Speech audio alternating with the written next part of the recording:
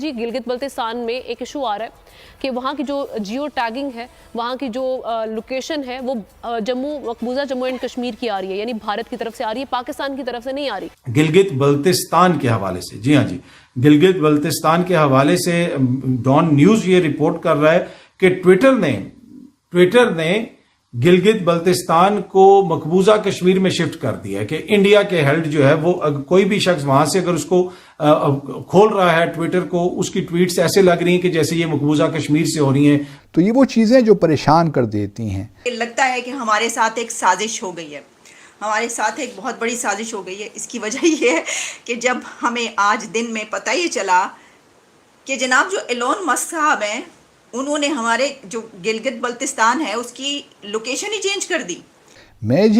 मुझसे ये बड़ा मुश्किल हो जाता है इस चीज़ को डाइजेस्ट करना। यानी वहाँ के यूज़र्स ये अब ट्विटर पे लिख रहे हैं कि जब आपको पता है कि लोकेशन का जो फीचर है, आप अपने ट्विटर को जब लोकेशन ऑन करते हैं तो आपको पता चलता है कि आप किस जगह पर हैं। तो वहाँ पर Twitter as per Twitter rules Gilgit Baltistan is in India now. Bharat बहुत लंबी प्लानिंग करके बैठा हुआ है समी साहब, लेकिन हमने इस मामले को भी संजीदगी से नहीं लिया। यहाँ पर भी हमारी खामोशी दिखाई दे रही है। Hello guys, welcome back to new video. मैं हूँ प्रियंका और आप देख रहे हैं पाक मीडिया कॉमेडी। आई होप आप सब अच्छे होंगे। दोस्तों, कल रात से पाकिस्तान में हलचल मचा हुआ है और वो इसलिए मचा हुआ है क्योंकि ट्विटर ने बताया गिलगित बल्तिस्तान को भारत का पार्ट। अब ये सुन पाकिस्तानियों में हलचल मचा हुआ है। तो आइए देखते हैं पूरा मामला क्या है इस वीडियो में। और समी साहब, संगीन जो मामलात है उन पर हमारी जो खामोशी है, हम इसे मुजरिमाना खामोशी कहेंगे, क्योंकि हम देख रहे हैं कि अब मामला सिर्फ बातों तक, इल्जामात तक नहीं है। ये मामला जो है बहुत आगे तक निकल चुका है। भारत की जानिब से अमली इकदाम किए जा रहे हैं, क्योंकि एक यहाँ पर इशू है वो मैं रेज करना चाहूँगी। आज डॉन की एक स्टोरी थी, उसमें ये फाइल किया गया कि जी गिलगित बल्तिस्तान में एक इशू आ रहा है कि वहाँ की जो जियो टैगिंग है, वहाँ की जो लोकेशन है वो मकबूजा जम्मू एंड कश्मीर की आ रही है, यानी भारत की तरफ से आ रही है, पाकिस्तान की तरफ से नहीं आ रही।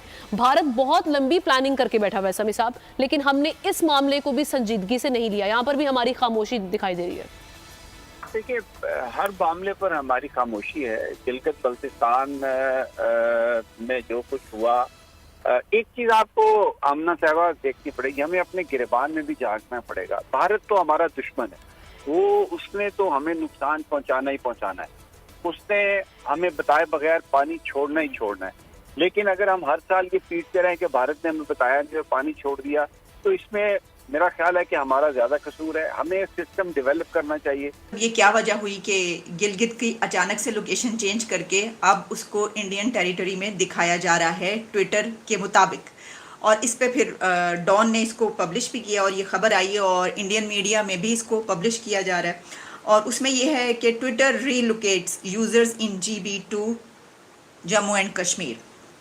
तो अब इसके अलावा एक और बात हुई है, और वो ये हुआ कि जो गवर्नमेंट ऑफ पाकिस्तान का अकाउंट है वो भी, जो आप जानते हैं फीचर है विदहेल्ड, यानी वो भी ब्लॉक हो गया है और वहाँ पर वो दिखाई नहीं दे रहा। ये भी खबर मौजूद है कि जो गवर्नमेंट ऑफ पाकिस्तान का अकाउंट है वो भी गिलगित में उसको नहीं शो हो रहा, या वहाँ पर उसको ब्लॉक कर दिया गया है।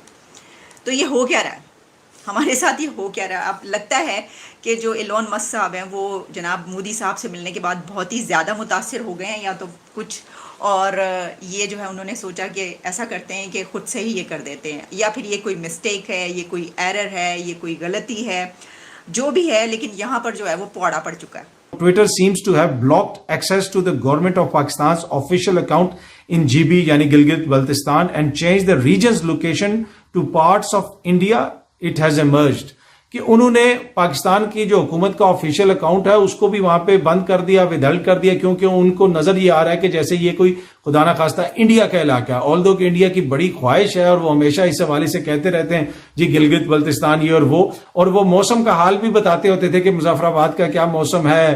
तो ये जो गिलगित बल्तिस्तान है, इसमें जो कुछ हालिया दिनों में हमने किया, और वो भी एक बड़ा लम्हा फिक्री है कि जिस तरीके से हमने असेंबली को ताले लगा दिए।